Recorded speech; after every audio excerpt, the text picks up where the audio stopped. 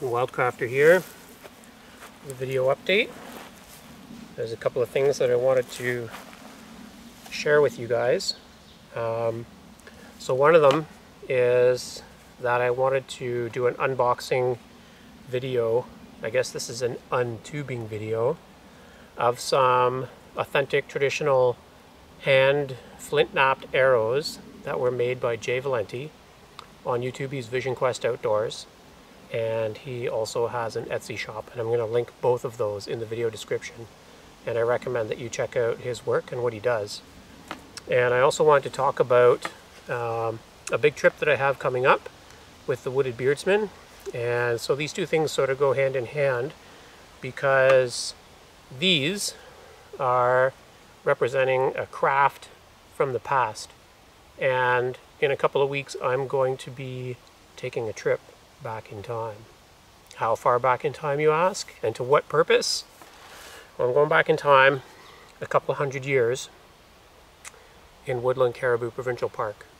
So I'm not literally going back in time, but fishing in Woodland Caribou Provincial Park is supposed to be a little bit like going back in time, because so few people fish there that there are many fish to be caught and many pristine landscapes to be viewed and experienced.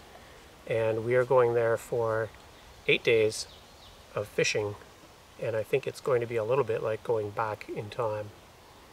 That trip is being facilitated by Red Lake Outfitters. Harlan Schwartz is the gentleman who operates Red Lake Outfitters. He has a YouTube channel, Solo Tripper, and I'm going to link that in the description below as well. And he's been a real pleasure to work with, and I also recommend that you check out his YouTube channel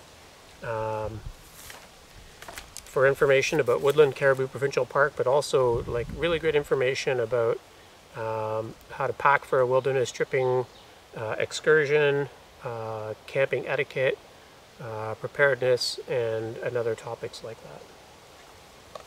Okay, let's see what we have here. So there are 4 arrows here.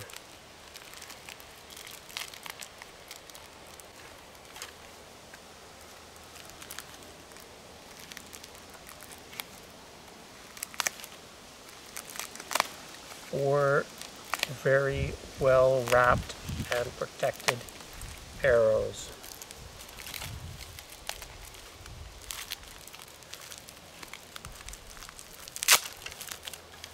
And I want to be careful unwrapping these, because I know that they're going to be sharp. These are legal to hunt with in Ontario. They are 2-bladed and at least 7/8 of an inch wide at the widest point. 3 of these arrows are made of Norman Skill chert that Jay personally collected from the Hudson River Valley in New York. These are the dark green and black colored ones. One of the arrowheads is made of Texas chert. It's the gray one. The arrow point styles that he used date back to about 9,000 years ago, and they are called Mac Corkle projectile points, which would have been used from West Virginia all the way up to New England on atlatl darts back then to hunt anything from squirrel to caribou and moose. The arrowheads have been hafted onto bamboo reed shafts using high strength moose leg sinew and a glue mixture. The arrows are fletched with wild turkey feathers that Jay gathered from his local woods, and they're similarly secured. All these are primitively and traditionally made. Each arrow is unique and will have slight variability in flight path. Best practice would be to get to know each arrow.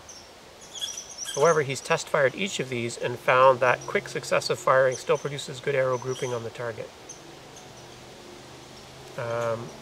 Although he says that he doesn't really make it for looks, but more for historical accuracy, I think that these are beautiful arrows.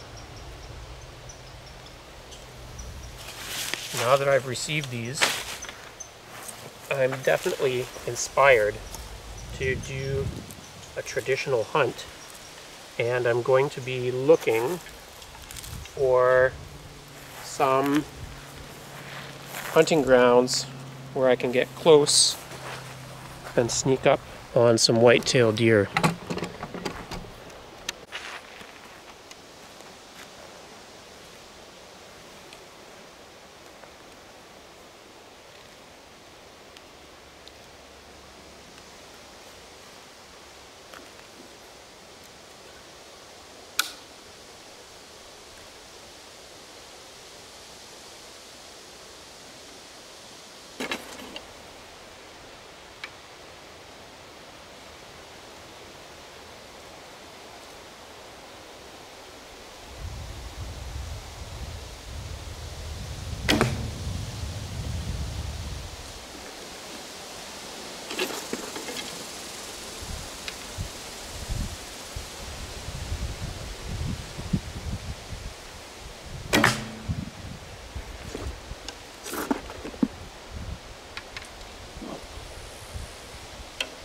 I think I'm too close.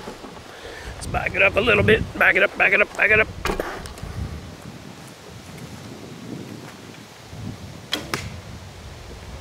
They have pretty nice flight on them.